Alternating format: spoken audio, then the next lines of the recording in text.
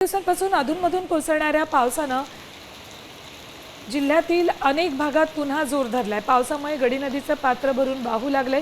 त्याचबरोबर परिसरातील नाले सुद्धा दुथडी भरून वाहत आहेत। जोरदार पावसामुळे पनवेल परिसरातल्या सखल भागांमध्ये पाणी साचले।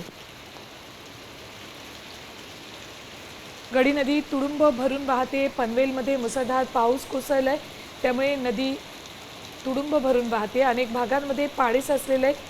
जोरदार पावसामुळे सखल भागांमध्ये पाणी साचायला सुरुवात झालेली आहे। गडी नदीची दृश्य नजर जाईल तिकडे केवळ पाणीच पाणी दिसते। पूर परिस्थिती निर्माण झालेली आहे। पनवेलमध्ये मुसळधार पाऊस कोसळतोय, त्यामुळे गडी नदी तुडुंब भरलेली आहे। त्यामुळे परिसरामधल्या आसपासच्या भागात पाणी साचायला सुरुवात झाली। पनवेलमधली ही दृश्य आहेत। काही दिवसांपासून या भागात पाऊस अगदी अधूनमधून कोसळत होता। अपडेट्स घेऊयात आमचे प्रतिनिधी वसंत जाधव यांच्याकडून। वसंत, गडी नदी तुडुंब भरलेली आहे, आसपासच्या परिसरात सतर्कतेचा इशारा दिलाय का आणि अजूनही पाऊस कोसळतोय का?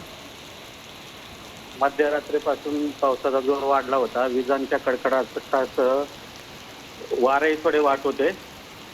संततधार पावसामुळे गाडी नदी दुथडी भरून वाहत आहे। धन्यवाद वसंत, या सतर्कतेचा इशारा वगैरे दिलेला नाहीये। होय, इशारा पातळीच्या आतच नदी असल्यामुळे। परंतु संततधार पावसामुळे पनवेल शहरामध्ये थोड्याफार प्रमाणात पाणी साचत होते। पाऊस कमी झाला की पाणी निघून जाते। सकाळी शाळेत मध्ये मुलांना जायची अडचण झाली। ठीक वसंत, धन्यवाद संपूर्ण माहितीसाठी।